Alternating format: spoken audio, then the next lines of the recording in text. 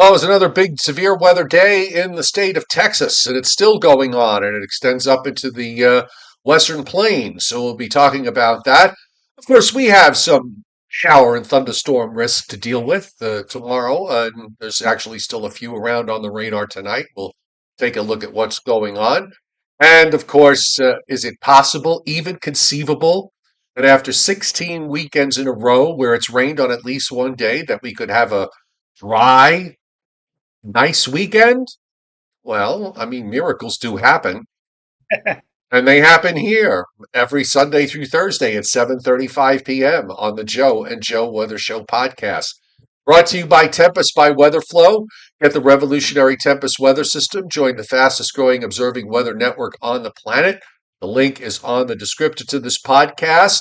Use the coupon code SPRING2024 because if you purchase anything from the Tempest website, whether it's the easy to install weather station that you can run on your mobile device or any of the other wonderful gadgets and gizmos they have, that coupon code will get you 10 big percent off. Yeah, Yes. Mr. Rayo is back and was sorely missed yesterday. I had to carry the show all by my little self. Yes, I know. We had all kinds of weather yesterday, didn't we? We did. We had showers and thunderstorms. Some of those thunderstorms were accompanied by strong gusty winds, heavy rain, and my favorite line, frequently dangerous lightning. As As opposed, opposed to lightning that's not dangerous nor frequent. or frequent. Right. Anyhow, hope you had a good weekend. Did you have a nice weekend? There was a nothing much I happened. I know you're not one to complain. Yeah. So there we are. And there you have it. Welcome to everybody on the chat board tonight on the Joe and Joe Weather Show podcast. And for those of you who decide that the chat board is not for you and you're lurking in the background, writing everything down, taking our little secrets and passing them along, we're glad you're here. Subscribe to my YouTube channel because you don't want to miss the Joe and Joe Weather Show podcast, which is on Sunday through Thursday at 7:35 p.m. with the occasional Friday and Saturday, if there is a storm, in which case we rearrange the schedule a little bit, change days off. And of course, when we do things like that, we do let you know. Make sure if you like the show that you hit that glorious like button. I was going to try last night to watch from the wedding venue that I was at, Oh, but that would have played well. no, we were all in a room and we're sitting there and we're the problem, Joe, is, and I don't understand what happened. I mean, when Bernard and I got married and we're going to be celebrating our 40th anniversary in September, I mean, we had a live band at our As wedding, I did, same with me. and we had, you know, I don't know who was the one who suggested that it was bad for the birds or whatever, but I mean, we had rice thrown at each other, as after the ceremony was over to celebrate. They don't do that anymore. They don't even, at the end, when they wheel the cake out. Remember the old song they used to sing? The bride cuts the cake. The Yeah, bride cuts. They don't even do that anymore. well, They have this. what do they do? This jockey plays this loud, pounding music, Uh, and when I talk about pounding, it was pounding. I mean, I'm talking about maybe like 100 decibels. And what did they do when they cut the cake? He played some weird music. I don't know what the heck the music was, but it was not the traditional music that you would. So I don't know. It's a whole new no, world. I will tell you, and I told you before the show started because we were talking about this. Um, the last wedding I went to, the music was so loud that you could not, and I was sitting near where the DJ was, and it wasn't a big room anyway, so even if you were sitting on the other end, it didn't make much of a difference. But you could not speak to the person next to you. Spent more time outside than in because you want to have some conversation, and it was just you know I think I had a headache for 3 days, and Well, the guy who was we were at a table for six, and the guy who was across from me, sitting there in a suit or whatever like that, if he was not, on his phone doing this, he was like this. That was, Well, see, and that's the thing I'm wondering now because it's been, I mean, it's been, these days a few years is a lifetime in terms of the change in technology. I can just imagine. Does anybody speak to each other anyway at these events? Because everybody's got to be glued to their mobile devices. and the kids don't care. I mean, like I'm at my own son's wedding a few years ago. I mean, well, one of my friends who was at that wedding used his phone. Did you know you can actually use your phone and track how many decibels if you have a very loud, You sound can or whatever. use your phone to take an EKG for God's sake. I mean, so he tells me, he says, you realize that this disc jockey, the sound, we're registering 110 decibels. 110 decibels. And I told my son this. I said, would you please tell the disc jockey to tone it down a little bit? He said, we just don't. And my friend's name is Sam. My son always knew him as Uncle Sam. I said, Uncle Sam just came up and told me that we're hitting 110 decibels. You'd think my son would have said, oh, I'm sorry, Father, or I'm sorry, Dad. I'll tell him to turn it down a little bit for you. I know that you have bad hearing and everything else. And you know what he did after I told him 110? He looks at me and says, 110 decibels? Man, we're really popping, aren't we? Woo! So, You got glasses of liquor and you just don't care. uh, Well, you know what I think, what people will care about though, Joe, is the fact that next Tuesday, we're going to have what I think will be a very interesting and special guest here on the Joe and Joe Weather Show podcast. So he's tentatively scheduled for next Tuesday, which I believe is June the 4th. His name is John Molick, and he is an intelligence officer with the New York Army National Guard. And among the many responsibilities that he has as an intelligence officer is to provide commanders of weather and terrain and how they will impact operations for both the enemy and friendly forces.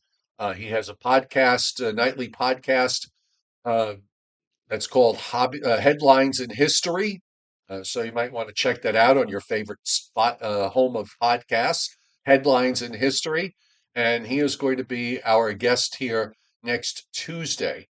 So I'm sure everybody will have lots of questions because we're going to be talking about, some very interesting and very detailed and very political, uh, stuff. So and some history too. So he's going to be on next Tuesday, June the 4th. So mark it down, and I of course will be reminding you of this uh, over the next couple of shows until we get to Tuesday. okay, we'll be looking forward to it. Yes. So we can get the ball rolling here tonight because we are uh, in what's been a uh, busy, very busy month of May with severe weather. The 26th of May uh, was one of the busiest severe weather days ever between wind reports and hail reports and tornadoes. I believe they numbered. I don't want to quote. I forgot what the number was, but it was a lot, and I think it was the second highest since 2011. So, we're certainly on this path here with severe weather being front and center, and it's front and center again tonight in the state of Texas. Now, earlier today, there were some strong thunderstorms that went through southeast Texas, and they had to deal with another round of severe weather and heavy rain. Of course, they still haven't gotten over in some places the rain that they had from thunderstorms in the last couple of weeks. But tonight's severe weather has now shifted westward and is in the western part of the state, up and down. We have severe thunderstorm watches in a boxed out area, almost uh, it's a rectangle, but it's not too far away from being an actual box, Joe, with a tornado watch there in northwest Texas as well, and that extends up into eastern Colorado and western Kansas, and a small portion, three counties in the Oklahoma Panhandle and eastern New Mexico. Otherwise, it's quiet in the east, quiet in the west, and while we do not have anything of consequence in terms of severe weather, I see there are still a couple of lightning strikes going on in parts of upstate New York as a little upper trough moves through. We've got another one coming through, Joe, tomorrow, and I threw in the chance that there could be some scattered showers and thunderstorms during the afternoon and evening. I do have that in my forecast, Joe. I have a chance of scattered showers and, yes, a thunderstorm or two, if not tomorrow, late into tomorrow night. So, but it doesn't look like there's going to be a whole heck of a lot of precipitation from this. I mean, they're going to be scattered about, and I don't think we're going to see in any one spot anywhere more than, let's say, 1 or 2 tenths of an inch. But they'll be out there tomorrow, lurking during the latter part of the day and into tomorrow night. Yeah, and then after that, I think we actually may have. I mean, I find it amazing. You have to go back to the first week of April when this happened last, but we may actually have rain-free conditions for 4 days, Thursday, Friday, Saturday, and Sunday, if the cards are played correctly. I would love to see that. I'm sure a lot of people would love to see that after such a rather rainy stretch over the last 2 or 3 months. Especially, we had one of the rainiest March marches on record. April wasn't too bad. April was pretty close to norm or normal. Although you and I both knew a couple of people named Norm, uh, Yes.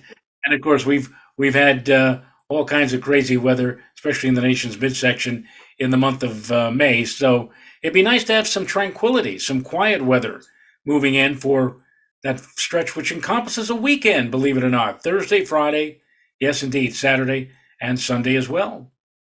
You can see the thunderstorms that went through southeast Texas earlier. Those lightning strikes are now in the Gulf of Mexico, but we're also seeing some numerous strikes going on in the southeast Louisiana as this upper trough, little shortwave trough moves offshore there, and then the blow up of new thunderstorms in West Texas, up and down from south to north, going up into southeastern Colorado. This is where all the watches are at the moment, and we can check these out on the radar. First off, there's a little area of shower activity well to your north and west in the middle Hudson Valley back to the Catskills. And there might be maybe a brief heavy downpour in there, but most of that's probably going to fizzle out in the next few hours. We have some rain up the St. Lawrence Valley and in northern New York. There's some thunderstorms that are coming in from the Canada side of Lake Erie and crossing over to the other side in southwestern New York. Some showers and probably a couple of thunderstorms of the non-severe variety in eastern Michigan and also on the west shores of Lake Michigan, including Chicago and Milwaukee. In fact, there's a flash flood warning that's up near the Milwaukee area. And then you've got this stuff going on in southeast Louisiana with a warning that's just come up, and I think that might be special marine warnings in Lake Pontchartrain and also off the south coast. You see the thunderstorms that are now off the coast of Texas, and then of course you've got all of this numerous severe thunderstorm warnings up West Texas into western Kansas and southeastern Colorado. So it's just sort of a north-south line, and it does look like as we go through this week, I mean, unlike last week, it does look like we're in one of those relaxation periods when it comes to severe weather. It's not going to be nearly as crazy. I mean, there will be some, but it just won't be as crazy as what we saw late last week and through this weekend. Yes, and I also would like to point out, and this is thanks to Rob Friedowitz, who is a weather historian, it would seem, that at Central Park, the 28th day of May, May 28th, is the average date of New York's first reading in the 90s. Now, since 1970, 90 degrees has been hit as early as April the 7th, that was in 2010, and as late as July 14th in 1985. This date is more than 2 weeks earlier, by the way, than what the average date was in the years before 1930. Now, before 1930, we'd have to wait on average until Flag Day, June 14th, to see a 90-degree temperature. But again, since 1970, today, May 28th, is the average date. So far, Central Park has not hit 90 degrees.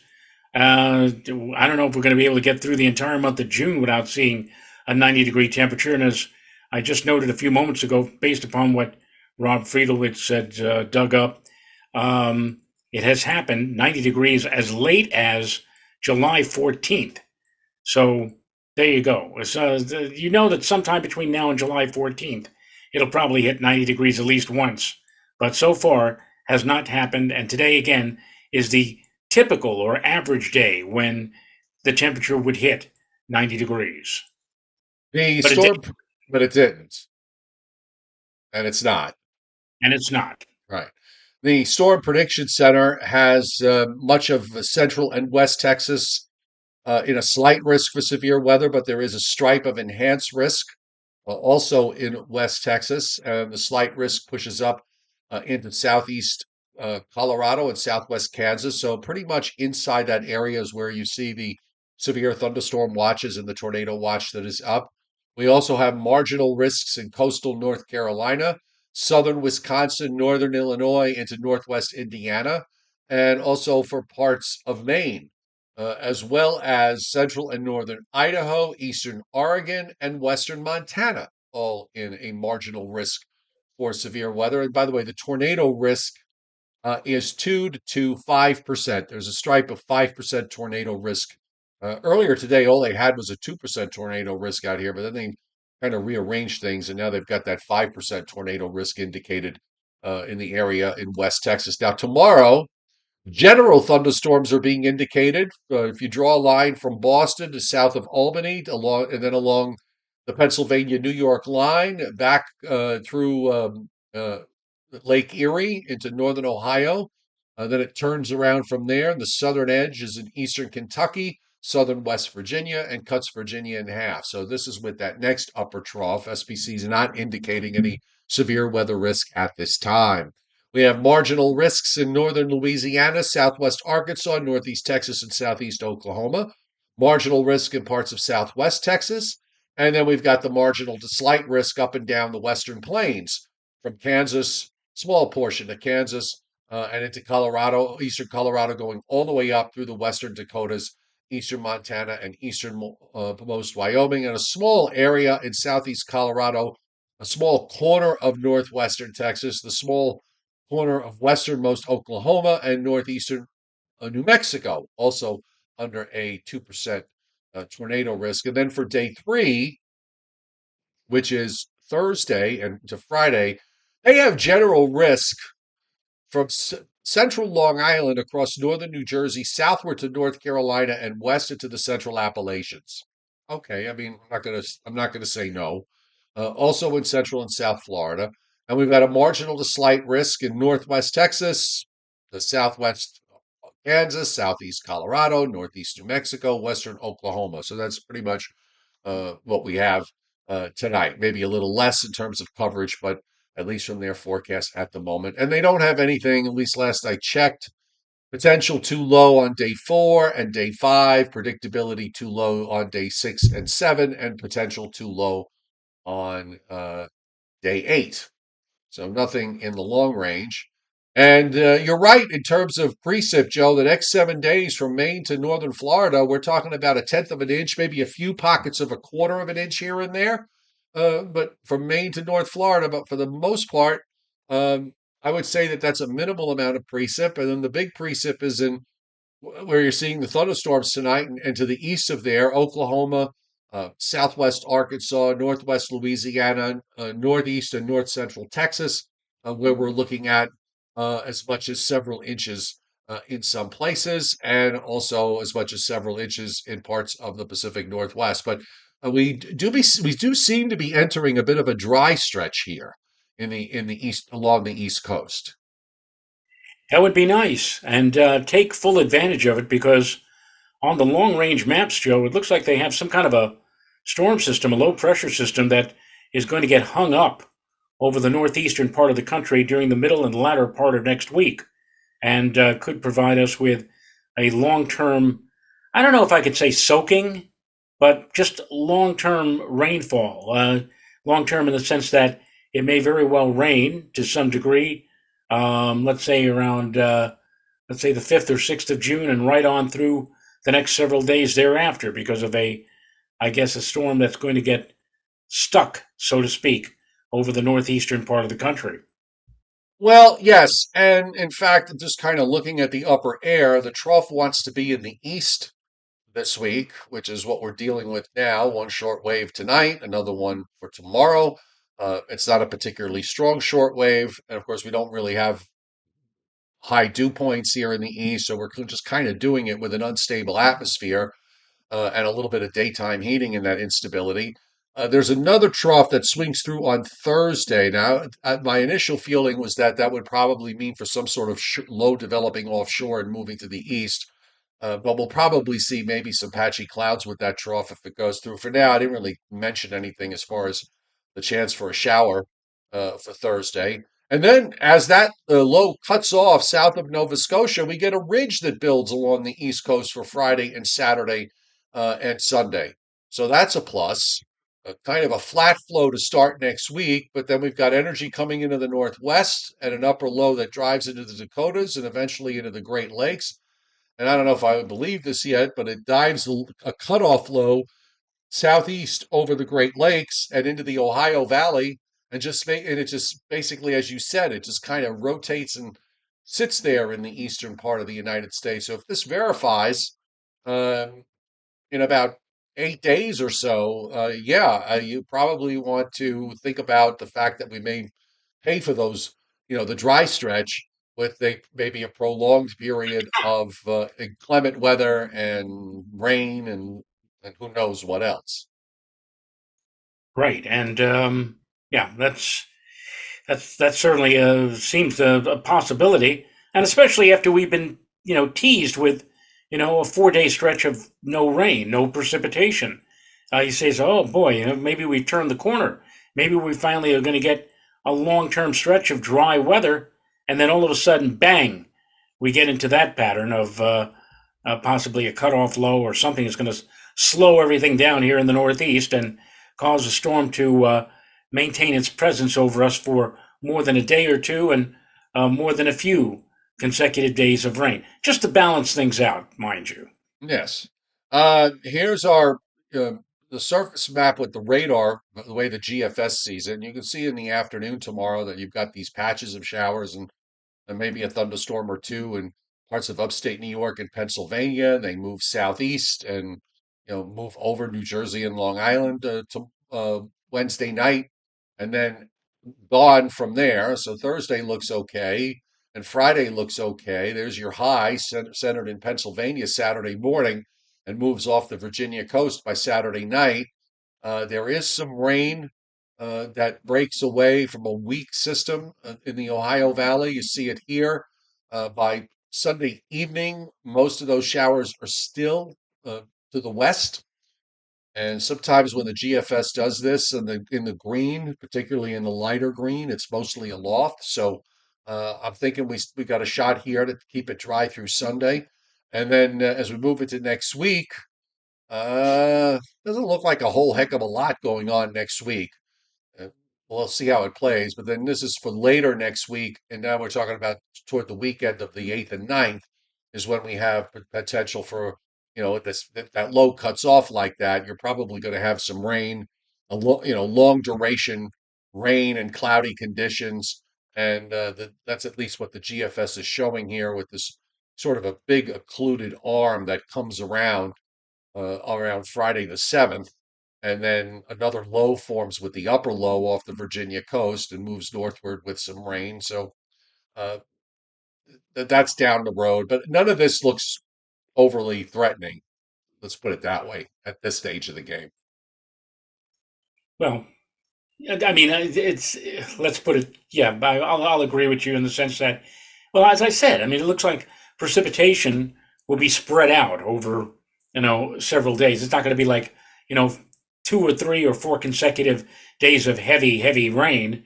that's not going to be the case. But still, after a 4 day stretch of nice, bright, sunny skies, then to go right into a 3 or 4 day stretch of uh, cloudy, dreary, damp weather, that's kind of a bummer. But that's the way weather goes sometimes.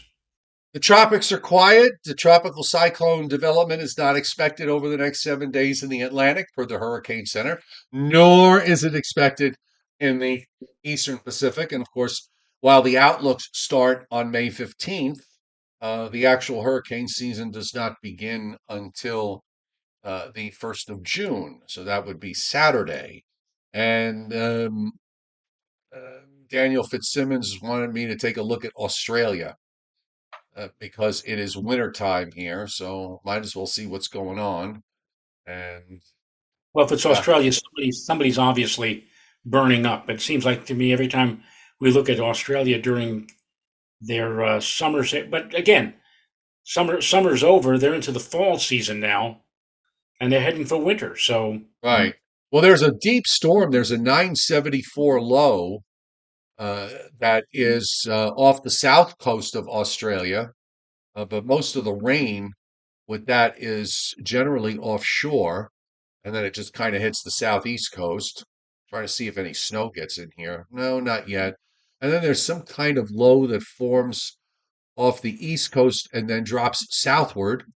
There's a 987 gale, or is that a 97? I can't see it. My eyes are terrible. My eyes are terrible.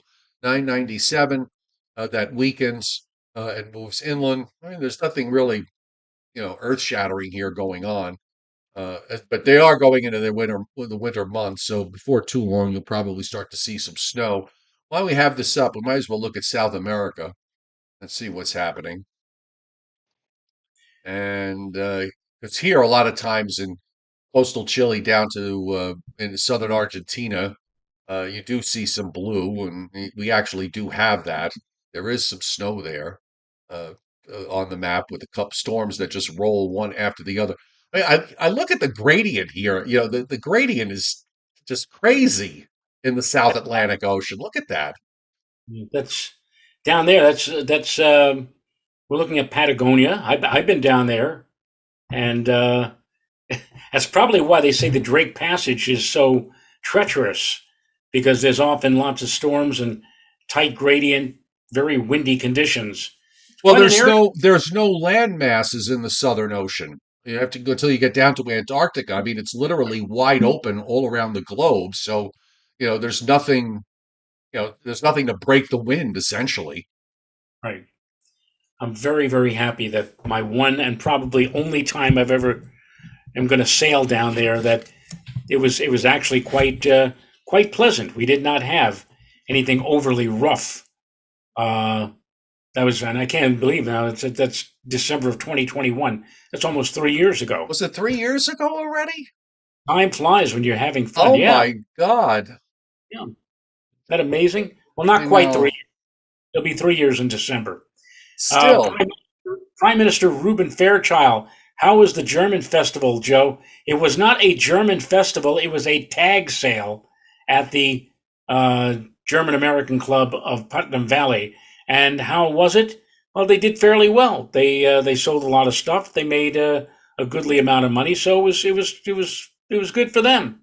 I'm happy for them. So well, very they good. Uh, Trying to think of what else is going on. I did plant a new plant in my yard. Let's see if I can bring it up. Okay, hang on one second. I try to bring up a very short video that I did today. Um, so uh, this is just a short video of it, but Joe, it was really one of those. I, I'm very much into my garden and in my landscaping that I'm doing. I've always loved liked to garden and grow things. Um, Must be the Italian in me, I suppose. But this was actually, uh, made my day today. So I planted. It's called tick seed. Okay, It's a summer flower. Grows to about 18 inches or so, maybe sometimes a little bit higher, and it it makes like a daisy-like flower, very bright orange and brown. Sometimes some of them you can find them in various colors, but they are butterfly magnets. Okay, so I put five of them initially, and then I went out and afterward and bought four more. But I put five of them into the ground, and I walked away. I was not gone. I swear, Joe, I was gone maybe 5 minutes, maybe 5 minutes. Um, and let me see, why is it like that? That shouldn't be. It was just there. Hold on a second. I know it's black. Okay, there it is. Let me try this again. Just give me a moment here, folks. Let's go back to the Zoom meeting. Let's go to Google Photos. Well, that's weird. I can't. I've always been able to show Google Photos, and now I can't. Well, I see the circle of death there, so that's the video. It's loading. I hope. This is weird. Okay. Yeah, for some reason, boy, that's really odd. Okay, you know what? Anyway, I wasn't gone 5 minutes. When I got back, there were six butterflies on there. I don't know what kind of butterflies they were because we have different kinds here. We have monarchs but there's a whole bunch of different varieties of butterflies. But I had half a dozen butterflies. They came out of nowhere, and they were there all afternoon and into this evening, jumping from flower to flower. And it just when I saw that, then I just ran back to the nursery and I bought four more. I bought all of them that they had left, so it was a total of nine, and planted another four. But anyway, they that was my day, and it was it's called. Let me see if this will put it up on the screen. Just give me a second here. Yeah, so now that's on the screen. So for those of you who like to garden, this is called golden bronze tick seed, uh, Coreopsis.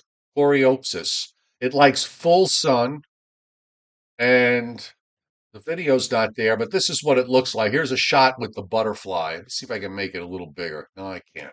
Um, but there you go. And this is, the area that I planted nine plants. You're only seeing about three of them here. So there's six others. But that you can see the butterfly on this one. I don't know what kind of butterfly that is. I'm not a butterfly expert, but I can tell you that my son and daughter-in-law have a butterfly bush, and just the way you described it, Joe. I mean, it's not really in bloom yet up here, but when it is in the middle and latter part of the summer, it does attract all kinds of butterflies. It's great. Now, the only problem with a butterfly bush is that it's considered a noxious weed in some regions because it can outcompete native plants and destroy habitat. And Yes, I have one. I have a butterfly bush. I have it planted in a separate flower bed that's up at the top of my property. It's got, it's all bricked off. So I've, I have not seen it. I planted it last year. I haven't seen it pop up any babies pop up anywhere else. But yeah, they are considered invasive. right, an invasive species and a noxious weed, and displaces native plants. They can form thickets that exclude other plants. Um, so there's good things about it. There's also bad things about it. Milkweed is another attraction to butterflies, but again, it seems like the butterflies are attracted more to weedy type plants as opposed to very pretty plants.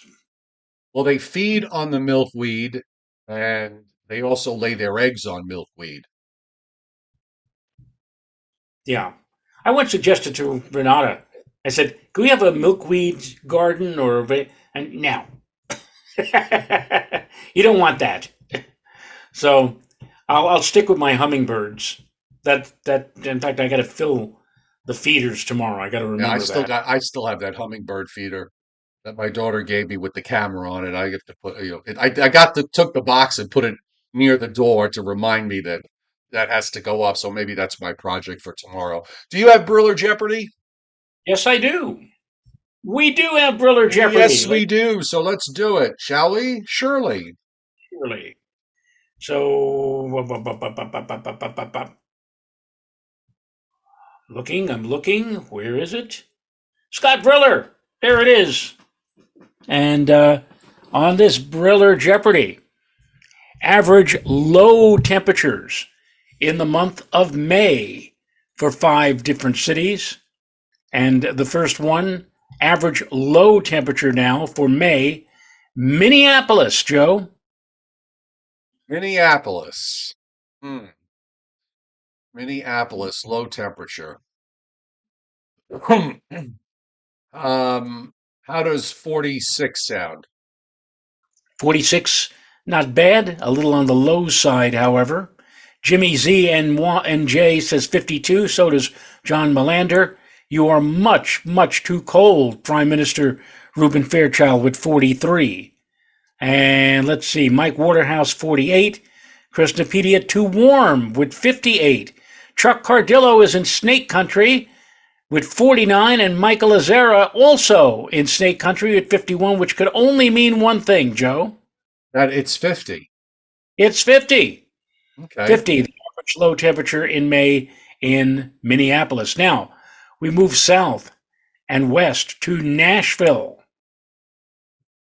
Nashville. Oh my God. Uh, Uh, oh man. Hmm.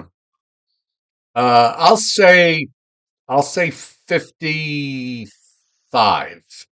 Average low, Christianopedia, 68. Way, way too warm for that. What did you say, Joe? 55? Yeah. Well, not bad. A little cool, but that's a pretty good guess. We have a Jimmy Z and J with 57. That is Snake Country. Michael Azera, a little bit on the coolish side with 56. Northern Grace also with 57. But Chuck Cardillo has 58. Chuck Cardillo is correct. And so does 58 William Uber at 58. for Nashville. Okay, how about this one? OKC, Oklahoma City. Oh God. Uh, Oh Lord. Um, hmm. Hmm. Um, I'll say 61. 61. Again, within a few degrees of the actual temperature, average low temperature, but a little bit on the mild side, Joe. Coin Pig said 61 also. Rich Rothmansky, a little cooler at 60 with William Huber, the same at 60 degrees. Vincent Croce said 59. Vincent Croce is very, very close. In fact, it's at Snake Country, 59. Which means it's probably 58, as Frank Scalera has now put up on the board. Yeah, Frank Scalera is right. And I did that on purpose. Oklahoma City was supposed to be the last city on the list, but I figured, well, it's the same as Nashville, so I might as well throw it in because Nashville and Oklahoma City were both 58 degrees. Now, Okay. now, Joe, a town that's so near and dear to your heart, New Orleans. New Orleans in May. Uh, I'll say 67. My God, Joe, the one thing about you, Joe, is that you're always coming within like two, no more than 3 degrees. 67, a little cool, but very, very close. Michael Azera has 69. And Michael Azera is right, 69 degrees. Okay. There you And go. last, Last one, Central Park. Now, Joe, I will give you a hint here. If you hit it right on the nose, or if you get it correctly, you're going to be in trouble with the gas bag. okay, so that means that it's either double nickels or boxcars. So I don't think it's boxcars, so I'll go with double nickels, Oh, 55. oh, I just saw a memo, an interoffice memo. complaining, and I don't know how we can do this because you're not even there anymore. 55 degrees. That's the average low temperature in May. Yes. Oh God, yes. Every once in a while, you hit a trigger. You hit a trigger. That's my trigger. Cardillo 55. I wonder if he get. I wonder if anything that Chris Semino says upsets him. Oh, I'm sure he doesn't, you know, even acknowledge Chris's existence. Oh well.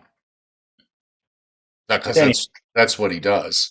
yes. Um, so I'm, you know, maybe one day when Chris retires, he can spill all his guts right here. And we have Sunday through Thursday at 7:35 p.m. so we can actually do a four nighter, a five nighter. Yes. Oh well. All right, folks. The Joe and Joe Weather Show podcast brought to you by Tempest by WeatherFlow, the revolutionary Tempest weather system that you can run from your own mobile device and it's easy to install. Use the coupon code. The link is on the description of this podcast. Use the coupon code Spring 2024 because if you do, you will get 10% off.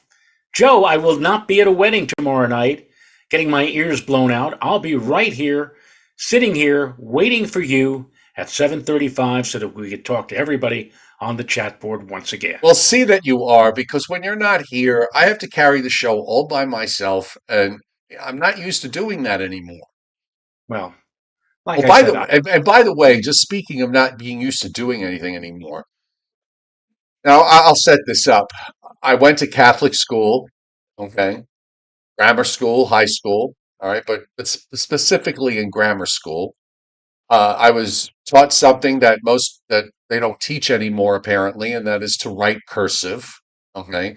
Anybody that's been taught by a very old nun has had the experience of having to write, I shall not, and then just fill in the blank on, whatever you're not supposed to do, at least 100 times. Um, I, I so seldom, and it didn't really strike me until a few weeks ago. I write I hardly write any checks anymore. I think I write like maybe one or two checks a year. Okay. Everything else is, either on the credit card or just auto pay or whatever it is.